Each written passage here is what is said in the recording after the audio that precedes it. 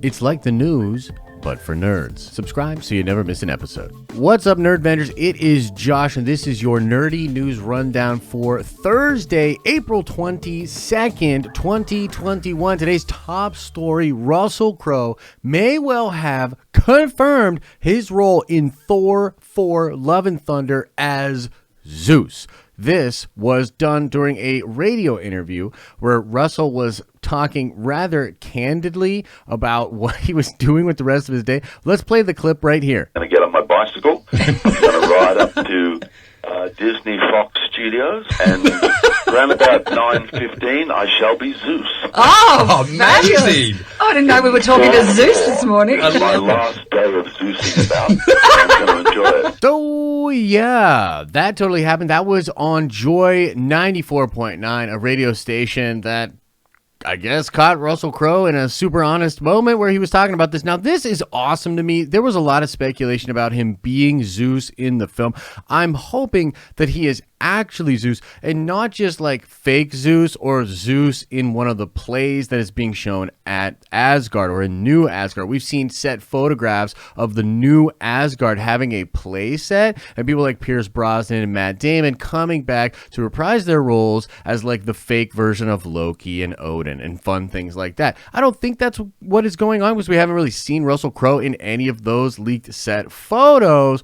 But it is really cool that it is seeming like he is going to be Zeus. A couple of weeks ago, when it came out that Russel Crowe was joining the cast of Thor 4, I believe it was Grace Randolph that first reported that he would be playing the role of Zeus. That's what she was hearing. Now, interesting to this is that it lines up with an interesting little 4chan leak that just came out a couple of days ago, which also talked about Russel Crowe being Zeus. And of course, we know that Christian Bale is going to be playing Gore the God Butcher in Thor 4. And we have even seen leaked set photos of Christian Bale on the set of Thor 4. And so, with Russel Crowe being Zeus, it's just cool at face value because Russel Crowe's in the MCU. He's also going to be Zeus, and that's just freaking awesome to see him sort of bring in this awesome gravitas and be very powerful in the film. But it also might see him joining up with Thor fighting against Gore the God Butcher, because Gore is a character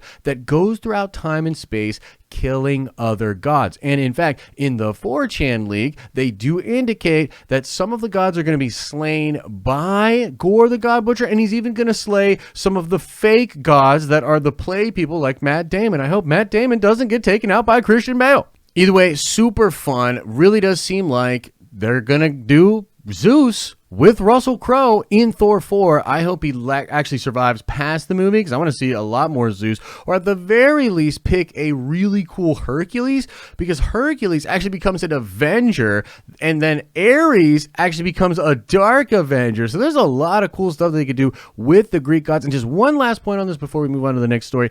There's also a lot of rumors of Hercules being in the Eternals film. And so if Hercules shows up in the Eternals film, or they make a reference to the Olympian gods, it's yet again another little through line to Zeus, to the gods, to the pantheon, and some of the cool things that could be going on with Marvel. Let us know what you think about that in the comments section below. Next up, we have Marvel Studios and Disney Plus doing a little oopsie. A trailer in a foreign marketplace was uploaded early, and we know this because it says all episodes of Falcon and the Winter Soldier now streaming.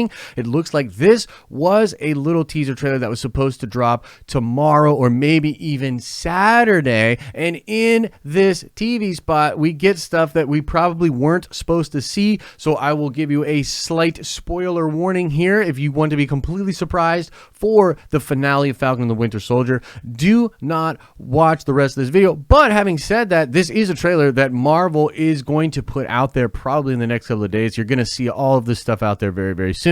And it is all about the new Captain America suit that Sam Wilson will be wearing in the finale. We actually get to see it not only on display but in action.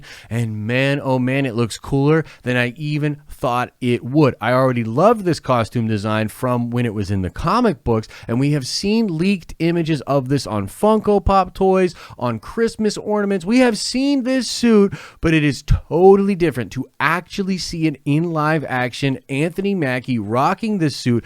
It looks very cool. He's flying around seemingly in that same fight with the Flag Smashers, and so we can expect to see Sam in that suit fighting with the Flag Smashers. And I'm actually hoping we get to see Sam Wilson Captain America fighting against John Walker Captain America. I think that would be absolutely incredible. But we also think he's probably going to fight George St. Pierre as Batroc the Leaper. And so this is just kind of a cool little tease for Marvel fans, something to get extra excited about for the finale of Falcon and the Winter Soldier. A little bit of whoopsies on their part, but something that we get to talk about and geek out about. Now, I'm personally hoping there's more to the last episode than just this reveal and Sam Wilson becoming Captain America. I'm hoping for some kind of cool little treats, but either way, the suit's way cooler than I thought it would. I'm pretty excited. It's pretty sweet.